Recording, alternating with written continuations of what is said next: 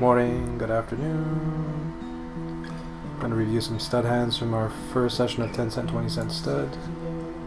Didn't go so well, but I feel like we played well. The results aren't that relevant. So, we have 4 hands to review here. First one is probably going to be the most complicated one. It's just a general situation where you're often holding a pair, knowing that your opponent's holding a higher pair, and when are you supposed to give up, if ever? So I just want to check that kind of situation, because it's going to come up a lot.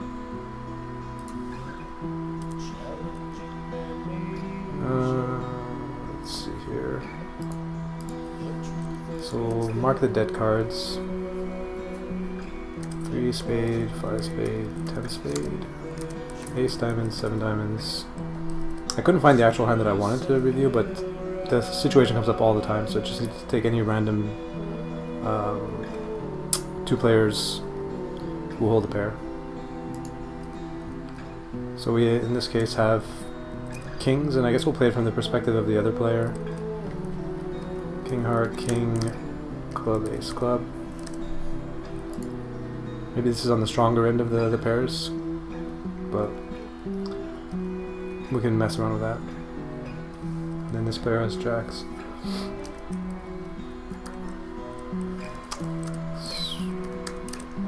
Give him jack diamond, jack club. Spade, queen diamond, and then we're going to ignore the third player and assume that we're this player, Nika times. So first of all, on 3rd Street, let's see what the odds are for the equity, just for fun. So it's a 64-36. And on 4th Street, it tightens up a bit to 59-41.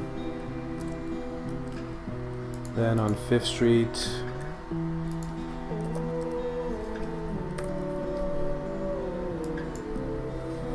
comes 67. So the spread widens, maybe because of the 7. So let's give this player a 9 because there's a dead 7. So give him a 9 instead. See how that changes things? Wow, this makes a big difference. It's crazy, just having one dead card. Well, hold on, was it because of suits? No? And what if it's like a non-dead lower card? What the fuck? The difference is crazy.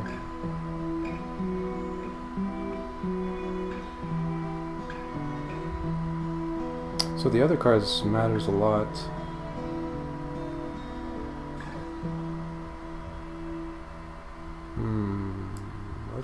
Let's try giving the same cards to both players. Just different suits.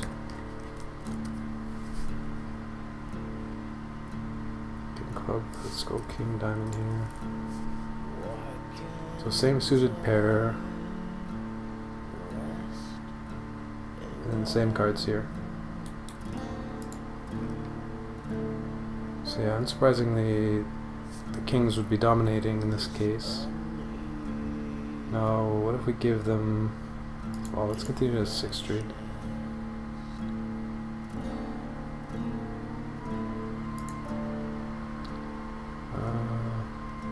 Just go back to this one. Oh, I can't.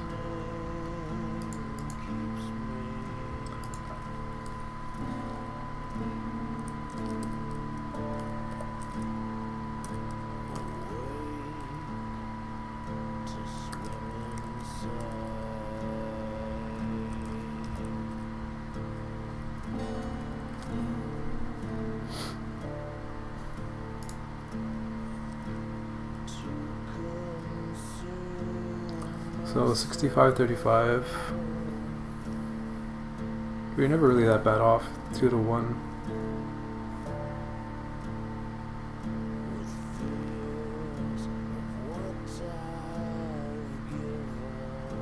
And this is probably pretty typical. 1 overcard here, basically the ace is a bit better than the king, queen's better than the 8, 6 better than the 3, so they're pretty even roughly. Let's just see what 6th street would look like.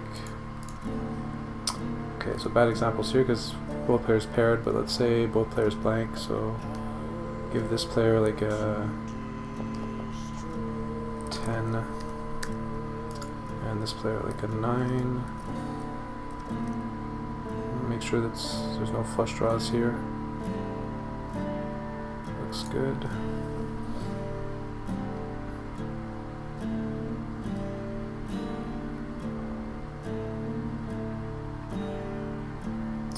So yeah, still just 2 to 1. So it looks like you're okay to go all the way.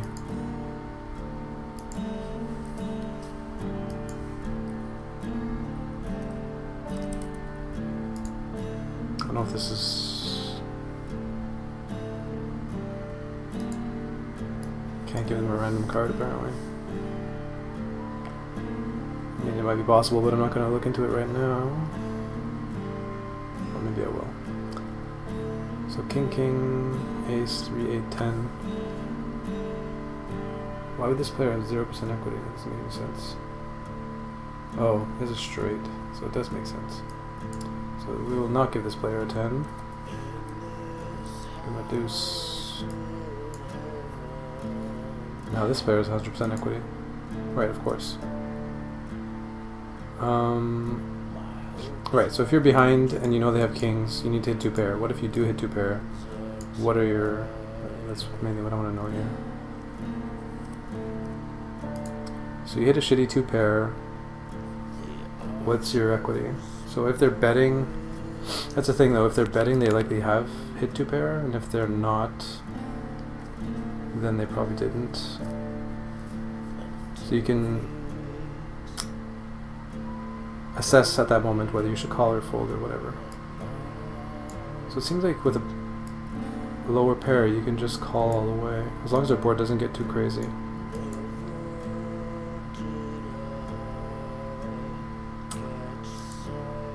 But we'll have to see. I'll review this kind of situation a few times as they happen and figure it out. Alright, so next hand, 3 of diamonds.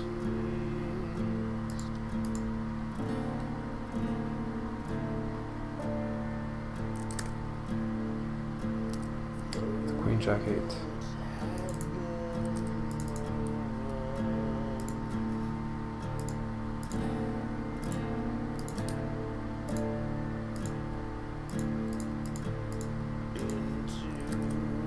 So here, not sure exactly, right? If I think he has kings or aces, apparently. So bring-ins here, fold, oh he brings in, he completes to the maximum, which I don't know if I noticed. I guess we'll find out when I call or raise.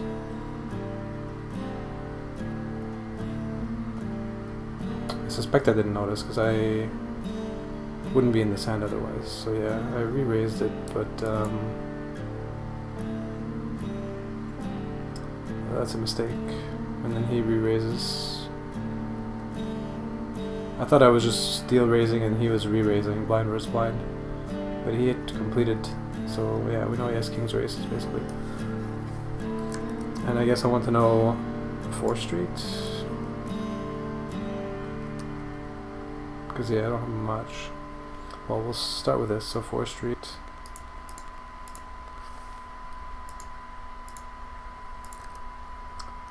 So dead cards. 7 club, jack club, 9 heart.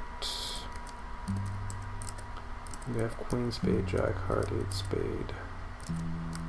He has king, whatever, king. Club, deuce club. I don't think it makes a big difference whether he has kings or aces.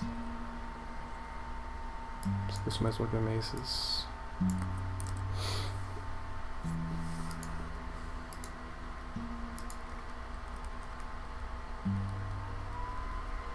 And we get 3 diamonds. He gets a queen of diamonds. So yeah, basically I think my main question was here. I'm getting, there's probably 4 cents more in the pot. So I'm getting 6 to 1 here. So should I be continuing? I want to know they have kings or aces. I suspect the answer might be, yeah, I don't know. I called because it's 6 to 1 is a lot of odds. What's the problem here? Failed. Ace of diamonds can't be more than one hand.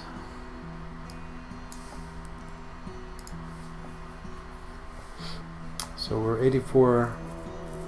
Yeah, we're in really bad shape. If we see a showdown, we need 6 to 1, but we're getting 6 to 1 for the next card, and he's going to be betting, so I guess that means we should be folding here. I suspect.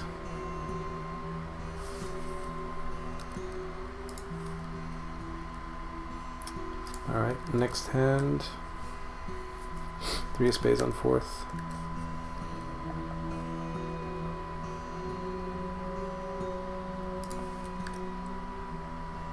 With ace ace king. I want to know my 6th street equity.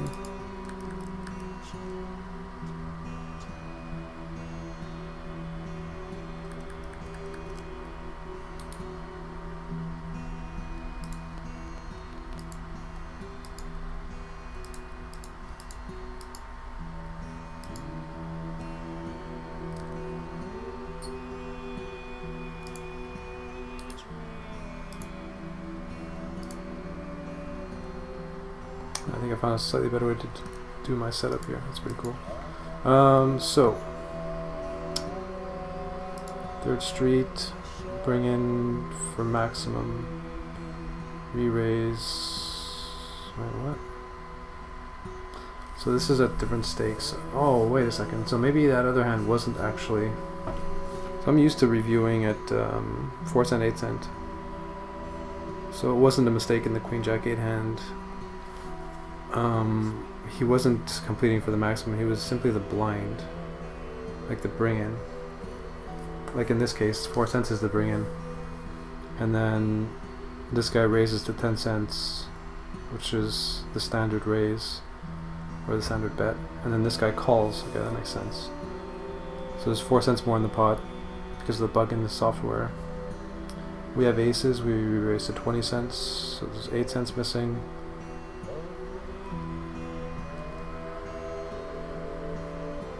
The pot should have 8 cents more. And so what do I want to review here? 6th street. Bet, call, call, call. I'm kind of curious about 4th street equity too, just while we're here.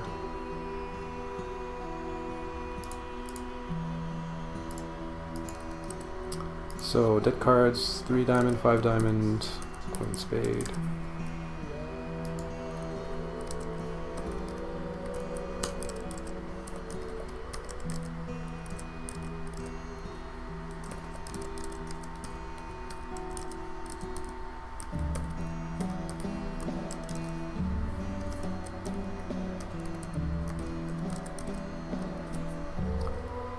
So 4th street equity.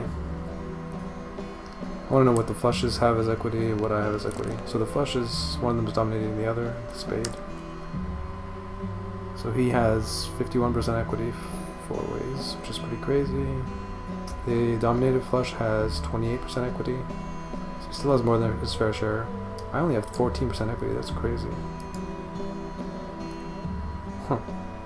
What if one of them didn't have the flush draw? How does my equity change?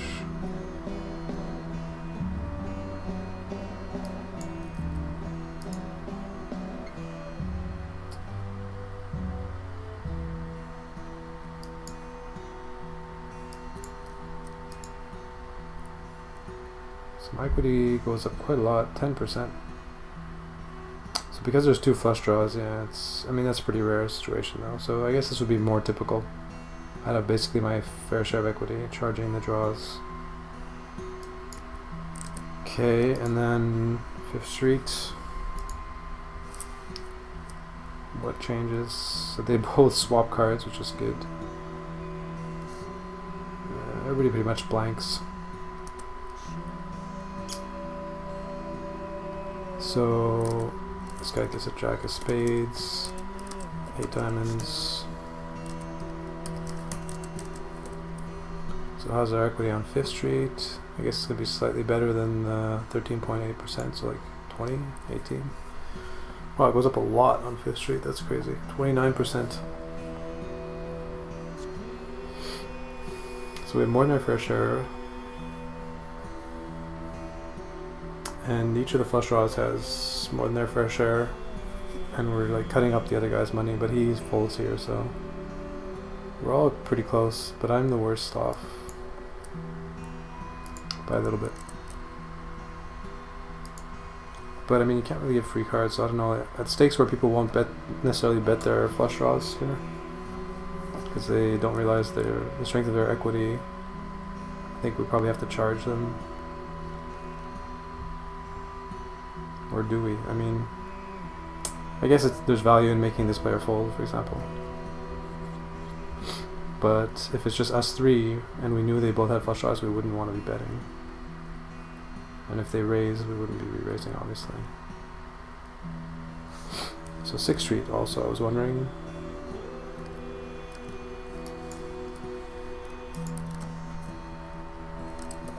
They both once again swap cards. Swap suits. Surely now we have more than our fair share of equity. So yeah, we're at 39% finally on 6th Street. Although that might be partly, I mean, it's partly tainted by the fact that there's they're taking each other's suited cards. In a more normal situation, or more typical, let's give them hearts, for example.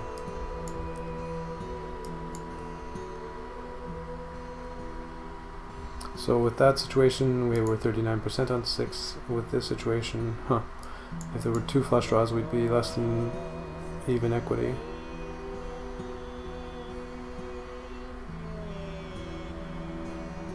And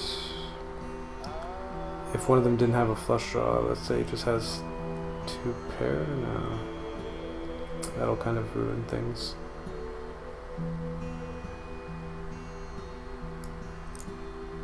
Well, let's just give him some random hand. We'd have 40% equity. Less than this flush draw though. Even on 6th. In any case, yeah. We'll have to review spots like that more in the future. So 4 of spades. Just so that it becomes more intuitive. Fully intuitive. So this hand.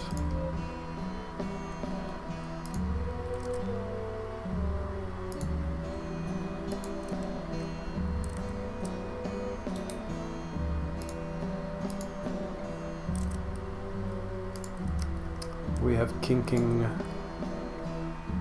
3-way on 4th Street raise good versus a 4 flush. Right, so I want to know on 4th Street, is it good to... Wait, what?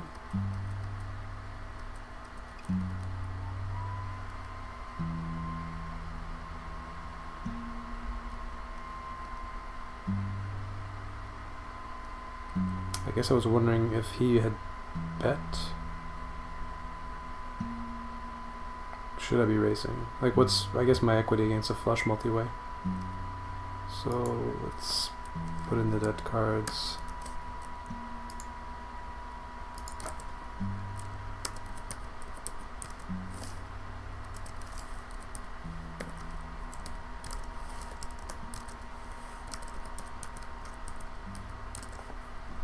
And then plug in 4th Street cards.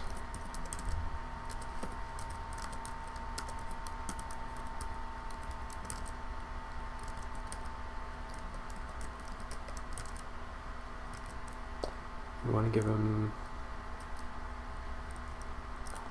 not sure how this works, but 4 suited. Let's see if this works. Suspect not. 5th cards, 5 heart cannot be in more than one place at the same time. Oh. It's not a dead card. So that does actually work, it seems like. Nice. So we have the most equity, but not by a lot compared to the flush draw, basically. Flush draw with 1 dead heart. 2 dead hearts. Let's say there were no dead hearts, just for fun.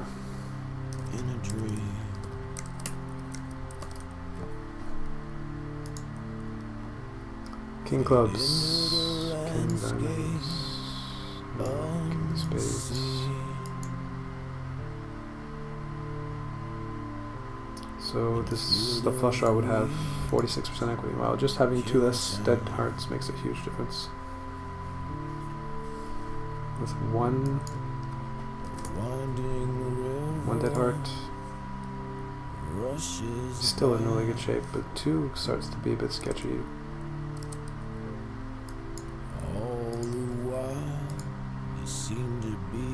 Not sketchy, but this is where our 2-pair hand actually goes ahead in equity. It's pretty crazy that the 2-pair hand is behind a flush draw, but math.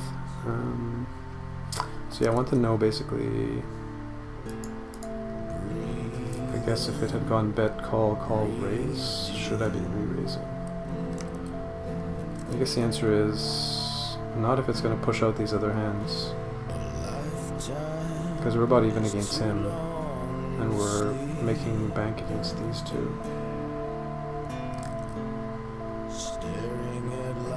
And if he had bet into us and we raise, again we're like 50-50 against him or whatever, and I guess if we think one of these players can call too cold, then raising is definitely good.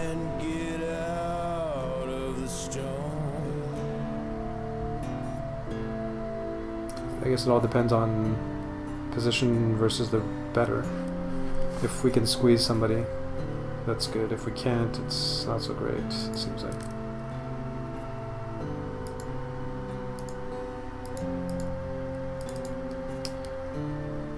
Alrighty.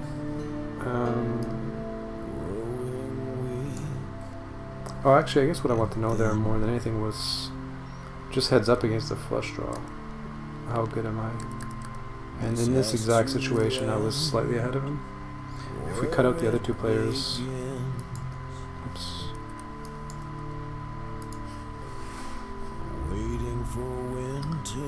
So heads up, we're actually decent. Decent. And there's 1 more dead heart, actually.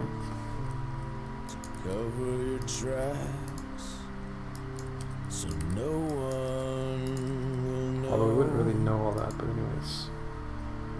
Like a bit better than a coin flip, so the answer is that it's fine in this case. And what if there's no dead hearts, or 1 less dead heart, jack of diamonds? So that's all dependent on the number of dead suits. Once there's 3 or more, or no, once there's 2 or more, we're more than 50-50. Heads up.